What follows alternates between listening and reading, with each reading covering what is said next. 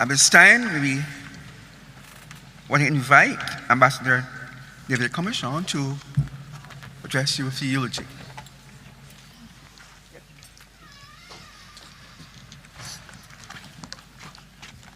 This is the eulogy of Richard Nathalbert Stoute, loyal son of Barbados, nation builder, a key craftsman of independent Barbados, and a crucial pathfinder to the Republic.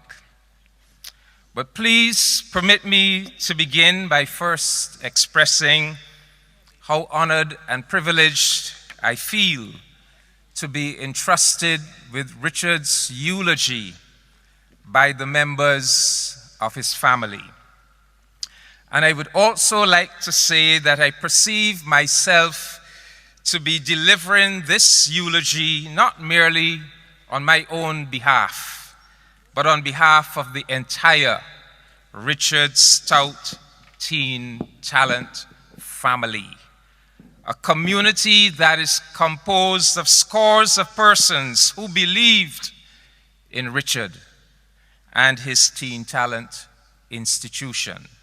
We are the ones who gathered around Richard and gave him the solidarity and support he needed to carry out the monumental labor of love that he had taken upon his shoulders.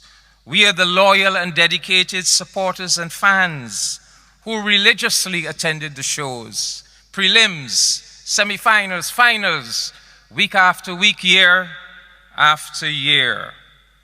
The family is composed of too many people to list in this eulogy, but I would like to mention some of the names of some of those who were associated with Richard on the last leg of his journey, the 2023 edition of Teen Talent. So permit me to mention, obviously, Kevin, Rashida, Rachel, Elroy, Alf, Radar, Donna, Carrie-Ann, Pernell, Yvette, Tavon, Janisha, Randy, Romancia, Lisa, Anne-Marie, Sheldon, Ramat, Mickey, Ricky, Orlando, Shirley Stewart, Orson, Stephanie, Colette, Aisha, Joanne, the Cadugans, Carol, and the NCF. Brothers and sisters, this eulogy will be a joyous and heartfelt celebration of the magnificent life, personality, and contribution of Richard Stoute. But there's one element of sadness and regret that I must first deal with and get out of the way. I first became associated with Richard from about the year 2004, when he started to use the Clement Payne Cultural Center on Crumpton Street for his weekly workshops and rehearsals. So I had close contact with Richard for about 20 years. And the Richard Stoute that I knew was a man who only really wanted one thing out of life, namely, to render service to and help to develop and advance the young people of Barbados. Richard was not interested in acquiring any fancy car or big house. He was not interested in going on vacations to opulent destinations or in being invited to VIP functions. He was not interested in amassing personal wealth. He was happy that he had managed to secure ownership of the modest home that he occupied in Black Rock, for that gave him the stability he required to focus his efforts and attention on the young people that he loved and cared for. And permit me to record that he was eternally grateful to the late Prime Minister Owen Arthur, who had intervened with an errant bank manager who had initially refused Richard a mortgage loan to purchase his home on the basis that entertainers were too much of a financial risk to justify lending that type of money to them. Apparently, Mr. Arthur brought that bank manager to Christian understanding, and Richard, not only did he get his loan, but he successfully paid it off too. By the time I got to know Richard Stoute, he was not even interested in advancing his own career as a singer and entertainer. And as we all know, Richard Stoute had such international quality talent that he could easily have left Barbados and migrated overseas to greener entertainment pastures. He could easily have taken the same road of his illustrious peers like Llewellyn Jiggs Curtin and Lloyd Wilson Jr., but he did not. He chose to remain in Barbados and to devote his energy and talents to building up our nation. And so the Richard Stoute that I knew only wanted to be blessed with good health and energy and time in order to give more and do more for the young people of Barbados.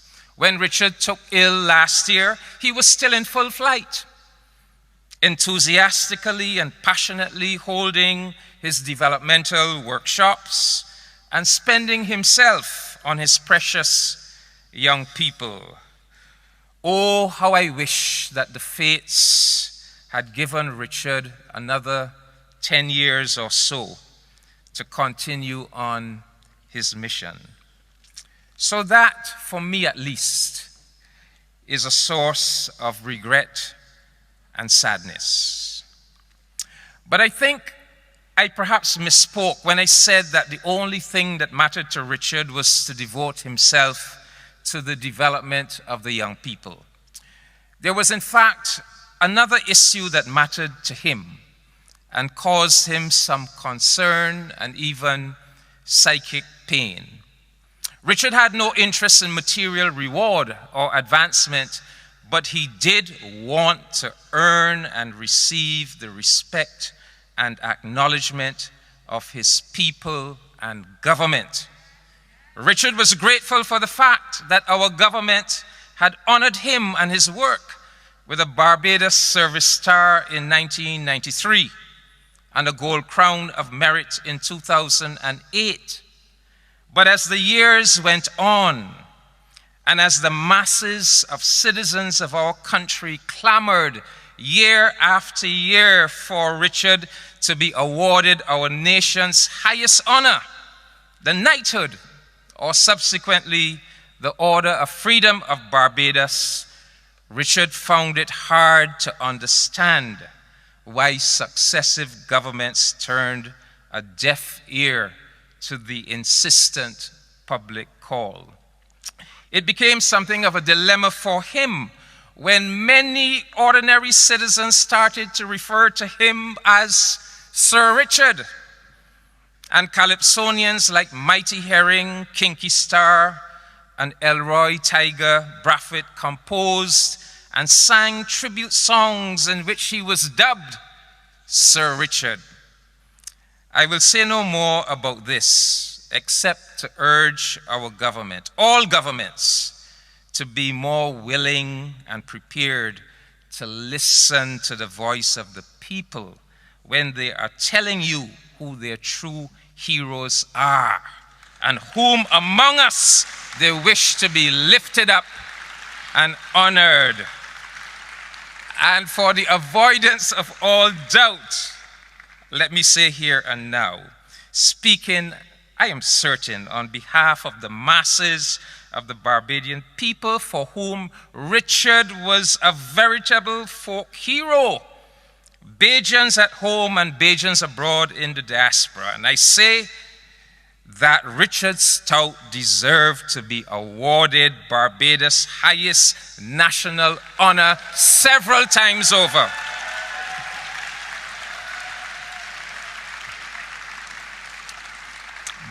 But as you heard from Kevin, he was very pleased and very proud when Prime Minister Motley visited him and he learnt that his name is going to be attached to that amphitheater in the National Botanical Gardens. And Prime Minister Motley, if you are not aware of it, let me tell you now, Richard Stoute had tremendous respect for you. And that is why it meant so much to him when you visited him that morning to convey the news. So I have said quite a mouthful about my friend Richard without telling you anything about his origin, but I think Mark did quite a good job at that, his brother. He was born into a very big family. There were 12 siblings. I give you the names: Ronald, Lolita, Mark, Gregory, June, Harriet, Christopher, Cameron, and Sandra Stoute, Michael Wilkinson, the famous singer and entertainer, and Norma Stoute Holder, equally acclaimed as a singer and known as the Ella Fitzgerald of Barbados. It also needs to be recorded that Richard is the proud father of 4 children: Sherry, Ricky, Kevin, and Ryan, who predeceased him, and that he was the extremely proud grandfather of Jason, Jermaine, Amali, and Caden. And we heard that he was a boy of the Orleans. He spoke openly about the kind of poverty he grew up in.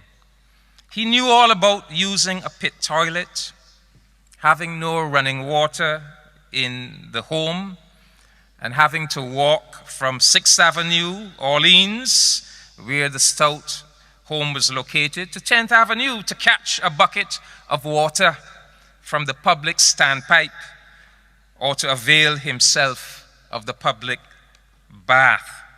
But he said to me that he was fortunate to have a father who instilled confidence and a sense of self-worth in him, a father who constantly encouraged him to be somebody, be respectful, be generous, and give whenever you can, and accept the responsibility of being a man. That's how he described his own father to me. He also was fortunate in growing up in a New Orleans, a Chapman Lane, an Emerton that was very closely knit, people who were very supportive of each other. And we all heard that he went to St. Mary's and then on to St. Leonard's Boys' School, which they called Richmond back in those days. And I won't go into that, but his good friend, Anthony Carter, who was also a Richmond boy, when Richard passed, Gabby composed this beautiful poem. He entitled it National Hero Richard Stoute. And Gabby was describing the schoolboy Richard Stoute. And this is what Gabby said, and I quote, "He had this air about him, with a gait that was never fast, always immaculately attired and never walking fast, speaking to every person, 'Good morning, how are you?' His shoes were always shining, a dresser through and through." And we know that that is the Richard Stoute we knew as an adult. But apparently he was like that from school days, you know. He was very old school. He was a stickler for discipline, good manners, and good decorum. And even if he was going to the supermarket next door, Richard would dress up. And you know, he had these old school values. If a male entered the Clement Payne Cultural Center when rehearsals were going on with a hat on his head, Richard would instruct him to take off the hat, you know. He also had a healthy sense of his own worth, and he prized and protected his dignity in an uncompromising manner. He respected all and sundry, but he expected and demanded similar respect in return. And I can tell you, we know how frank and blunt he could often be in expressing his views and his opinions. And that sometimes turned off some people who preferred, a more diplomatic and comfortable engagement. But if Richard accepted you as his friend, if he assessed you and deemed you to be worthy, there was no more loyal friend. He would defend you uncompromisingly. And if you doubt me, ask Gabby, ask Greiner, ask Stetson Wiltshire, ask Shirley Stewart, Colin Spencer, Alf, Jeff Hackett, some of his friends who have traveled from overseas to be here. Jeff Hackett, Ricky Durant, Mickey Lashley. Richard was a very, very loyal friend. I also want to say he was a very conscious and proud black man. He was very clear about his identity and about his duty to contribute to the black struggle. And of course, we heard about the other side of his personality, his good humor, the consummate comedian. He regaled me with so many stories. I mean, we heard some today. You all remember the one about the 1 foot fast bowler from Ellerton in St. George? You could check me about that one outside. But he was always telling stories. And even in the hospital, on his sick bed, or in his home, on his deathbed, the jokes never stopped flowing. In fact, he put us visitors at ease in the hospital or in his home. Even in the darkest hours, we went there to console him. He put us at ease with his jokes and good humor. And I have no doubt that underlying that capacity to joke and laugh in the face of extreme illness and even death was a deep faith and spiritual strength. In fact, I would have to credit Richard with being possessed of an almost superhuman spiritual strength. He seemed to have no fear of sickness or even death. And like St. Paul, as recorded in the book of 1 Corinthians, the Richard Stoute that I and several others experienced at the QEH and in his final days at home seemed to be saying, "O death, where is thy sting? O grave, where is your victory?" Thank God he gives us victory over sin and death through our Lord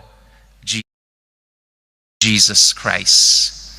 This had to be a man of deep, deep faith who had no doubts about where his immortal soul was going. Richard, in the latter years of his life, Richard Stoute had developed a deep spirituality and a profound belief in God. But again, I've spoken a mouthful about Richard, and I haven't told you anything about the two things he is most famous for, namely his music and his teen talent competition. So, let us correct that. You already heard about the days in the Orleans, rehearsing at the bath, the public bath. Jackie Opel, somewhat older than Richard and the other boys, joining them. Jackie actually gave the Opels, the singing group that they formed in the bath, Jackie Opel gave them his name, and they became the Opels. And you heard Mark speak about Richard at the age of 12 and 13 on weekends, singing at clubs across Barbados, clubs like the Copacabana in Bats Rock, singing all genres of music at 12 and 13. I therefore want to make the claim that Richard Stoute, so far as singing and entertainment was concerned, was a child prodigy, perhaps Barbados' first child prodigy in that arena. And then something happened to him in 1960. He would have been a mere 14 years old, 1960. And this is what cemented his journey into entertainment. 14 years old. And the story is this. There was a popular shop in Baxter's Road called Torrey Henry's Shop, where all the well-known entertainers used to gather to perform and sing informally. Big names like Mighty Jerry, Mighty Charmer, the Mighty Producer. And so Richard, at 14, took it upon himself to go to that shop intent on being heard. And he was heard. And the Mighty Producer was so impressed that he offered to compose a calypso for Richard and to enter him in the JC's calypso competition. So said, so done. Producer composed a calypso about a blind man who said that he saw a boy steal bread and tried to convince the magistrate to accept his incredible testimony. The magistrate ended up locking him up. Richard placed third in the competition and won the handsome prize of $25. 14 years old. But from then on, the die was cast. Richard Stoute was going to become a professional entertainer. He sought and got the approval of his big brother, Mike Wilkinson. But in the years that followed, it is fair to say that his greatest influence, the man who really mentored him, was none other than the great Jackie Opel.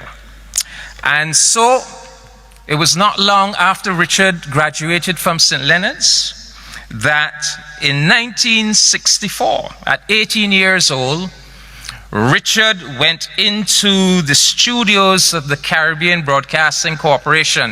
CBC had been set up in 63 at the Lazaretto. In 1964, the 18-year-old Richard went into the CBC studios backed by a band called the Silhouettes and recorded covers of two popular American songs, Tell Daddy and Try Me. That was his first venture into recording. 4 years later, he began by recording covers. 4 years later, he had developed his songwriting ability. He went back to the CBC studios, this time with a band called the Teenage College Thrillers, and recorded two of his own original compositions that have gone on to become Bajan classics, namely Goodbye Now, My Bajan Girl, and You Ain't Gonna Let Me Down. Thereafter, it was, as Lil Rick would say, recording hit after recording hit, right through the decade of the 1970s. You Can Make It If You Try, Rock Steady Christmas, Love Is a Hurting Thing, Any Day Now, Vehicle, Pretty Blue Eyes, I'm Free, Pity the Fool, You're Always Welcome Here, Never Do My Woman Wrong, The Best Part of My Day, and the list goes on and on. Richard Stoute had become a Barbadian superstar, performing as lead vocalist for such supergroups as the Organization, the Blue Rhythm Combo, the Troubadours, Flatbush, and often collaborating with Barbados's keyboard maestro, Lloyd Wilson, Jr. But let me correct myself. Richard Stoute was not only a Barbadian superstar, he was a Caribbean superstar.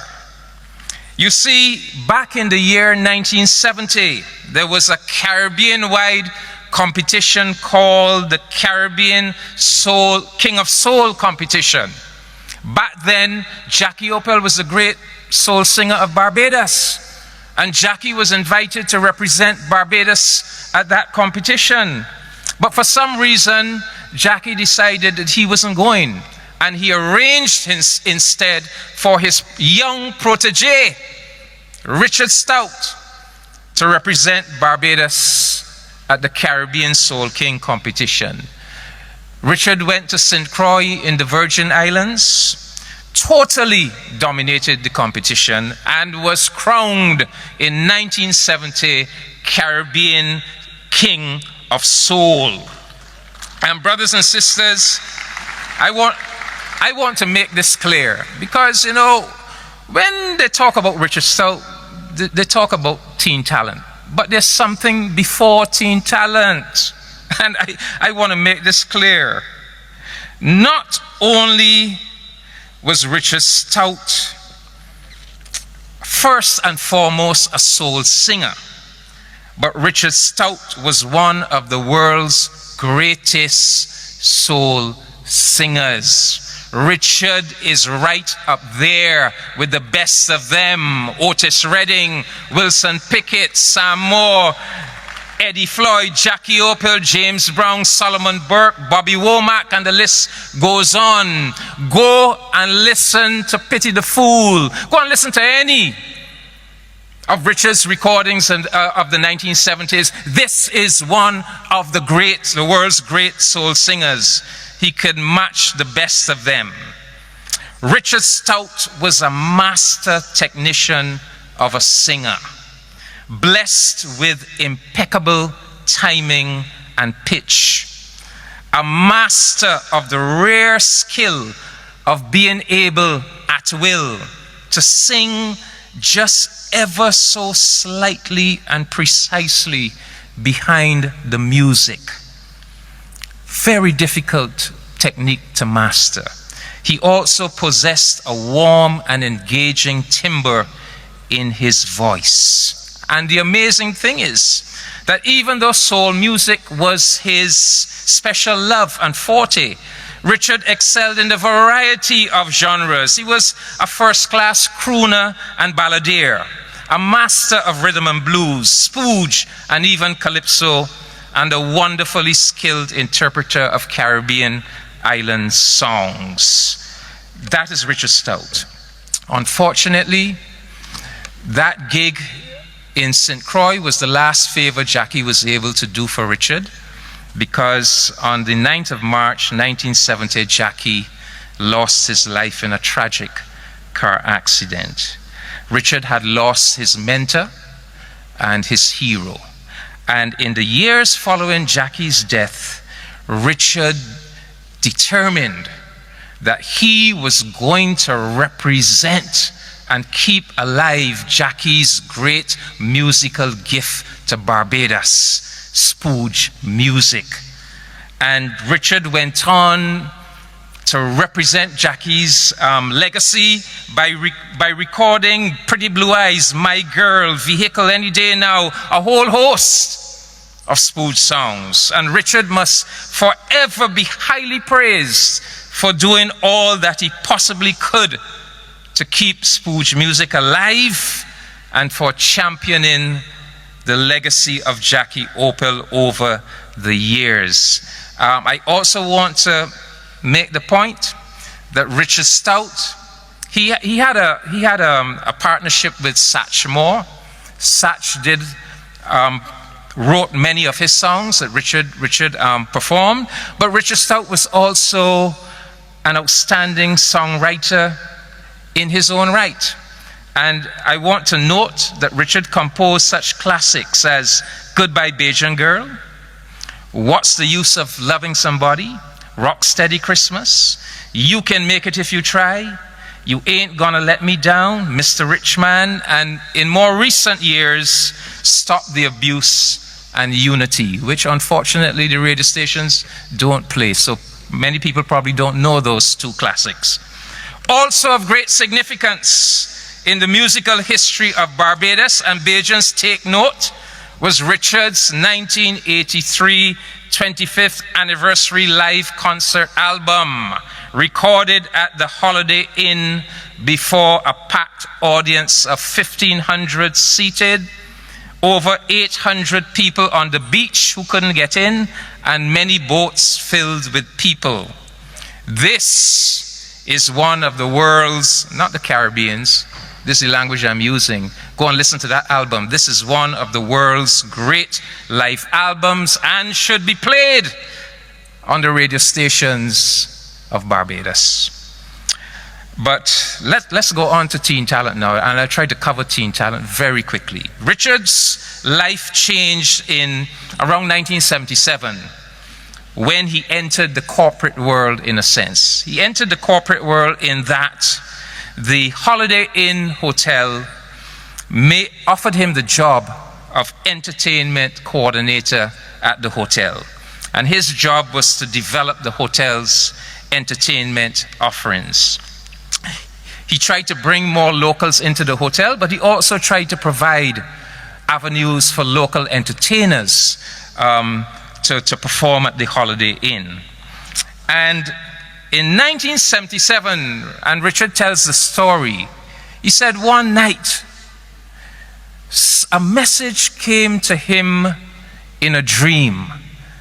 And the message was, you, Richard Stoute, you have to do something special for the young people of Barbados. He said he got this message. And that was the genesis of the Richard Stoute Teen Talent Competition. He got this idea that he would establish this competition where young performers would receive training and valuable performing experience, and that they would perform in the hotel for locals and tourists alike. And they would have the opportunity to be spotted by talent scouts from overseas, etc. And over the years, Richard developed a holistic philosophy for the Teen Talent Competition.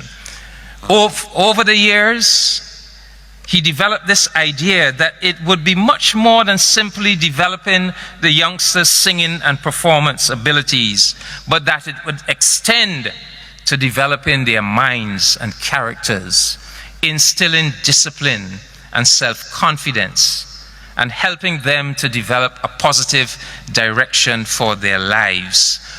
And brothers and sisters, we speak loosely about a teen talent competition, but I want you to know that at the peak of its development, it actually comprised an under-12 competition, a teen talent competition, an over-21 competition, and also a competition for people with disabilities.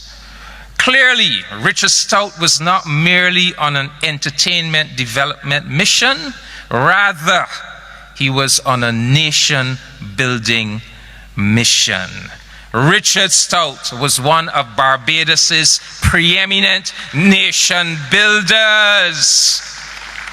He was a nation builder, not just in entertainment, but it is still true to say that his institution made its biggest contribution to Barbados in the arena of unearthing and developing young artistic talents.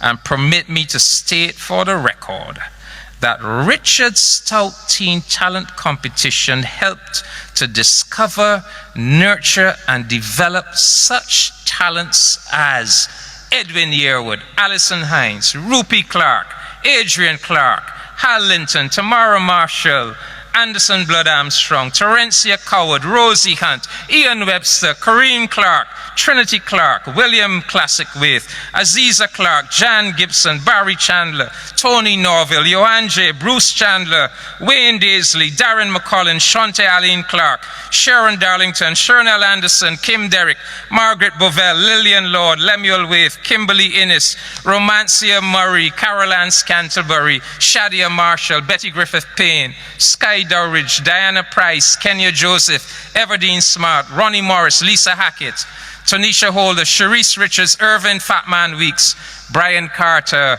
Rashida Codrington, and the list goes on and on.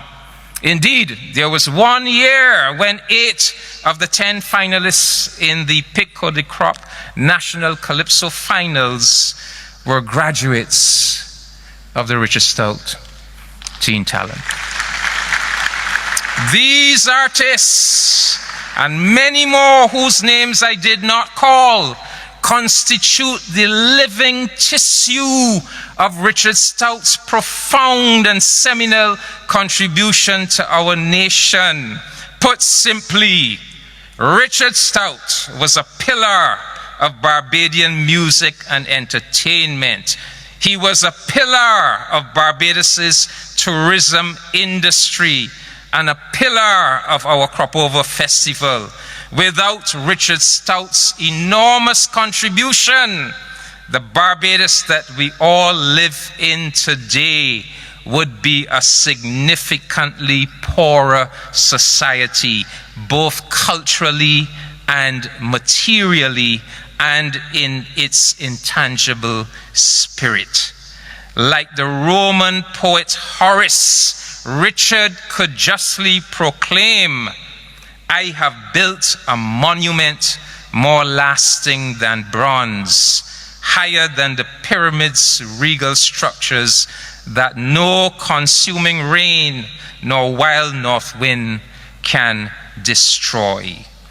And brothers and sisters, in the decades that follows, the 80s and 90s, Richard went on to make contributions on the Barbados Tourist Board, for example, on traveling to many countries doing promotions for Barbados's tourism. He made contributions in cricket.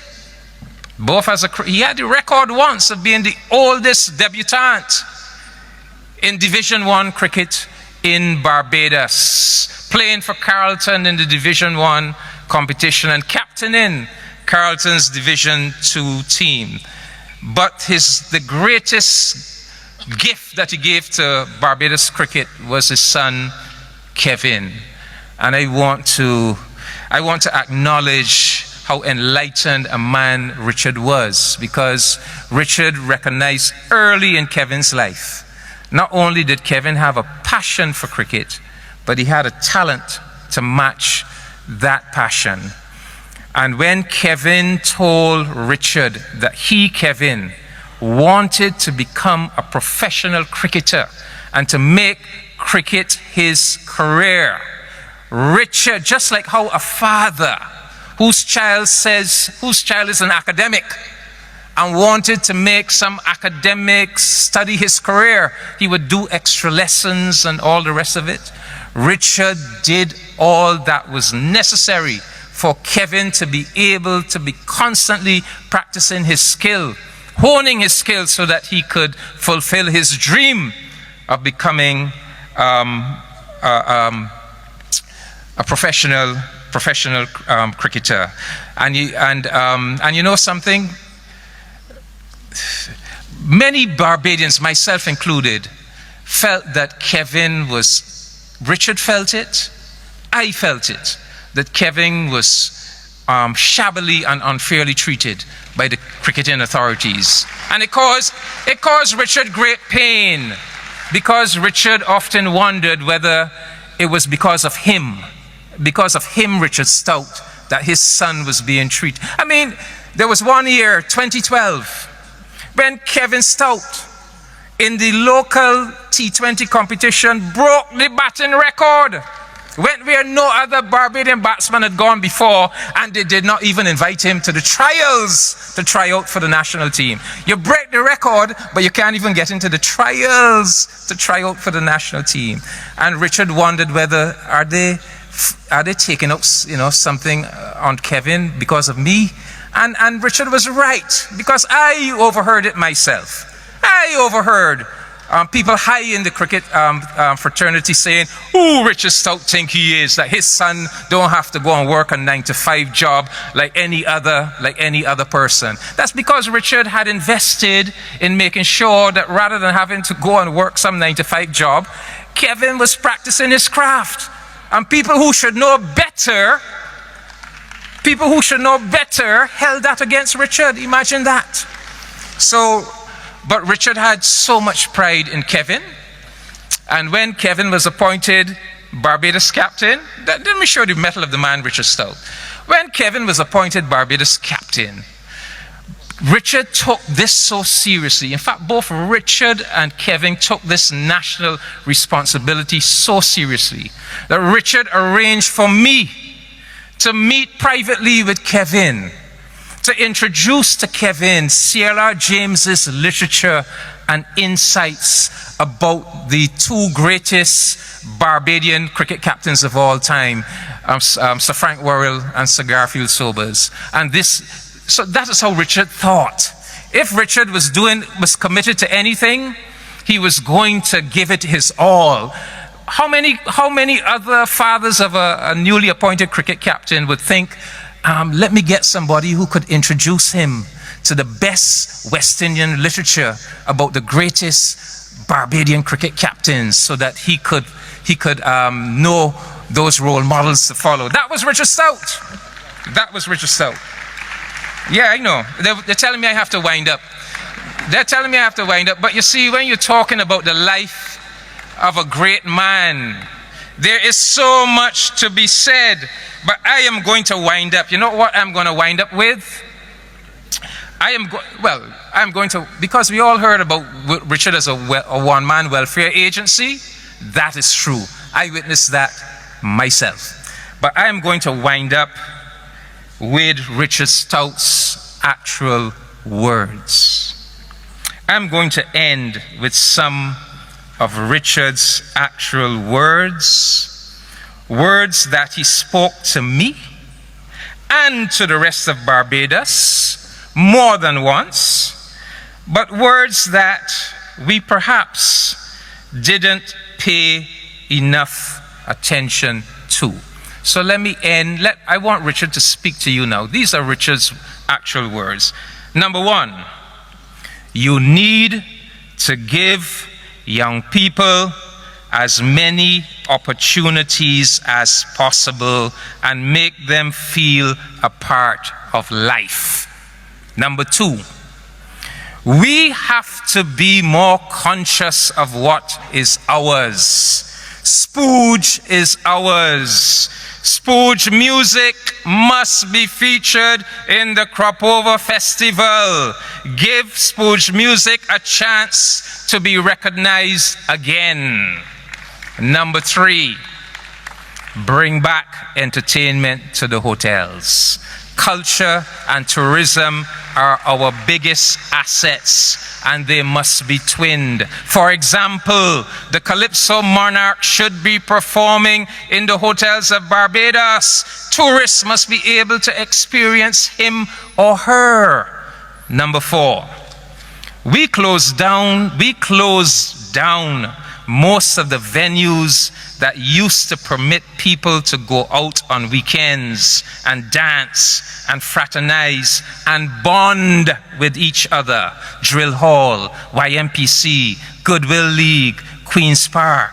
And thus, lawlessness crept into our society. Number five, we lost these critical aspects of our culture because we opted to follow North America and forgot who we are. Number six, bring the people together in a love force with discipline and with the knowledge that we black people are one people and must come together. Number 7, every radio station in Barbados should begin the day's programming by playing a version of Beautiful Barbados so that they could identify who we are and start the day with positive thoughts of our country. A singer is a storyteller and an educator. Singers and songwriters, therefore, have a responsibility to spread positive and constructive messages. Take the well-known and popular entertainers into the troubled communities and let them mingle with the youth. Let them be positive role models to the youth and pass on advice and encouragement to the troubled youth. And finally, radio stations in Barbados should play 100% Bajan music. Richard Dick Stoute, you have left this earthly realm for higher duty with the Almighty and ever-loving Creator. But you will never be forgotten. Your spirit and legacy will live on forever in the hearts of our people and in the culture of our nation. May you rest in peace, my friend, and may light perpetual shine upon you. Thank you.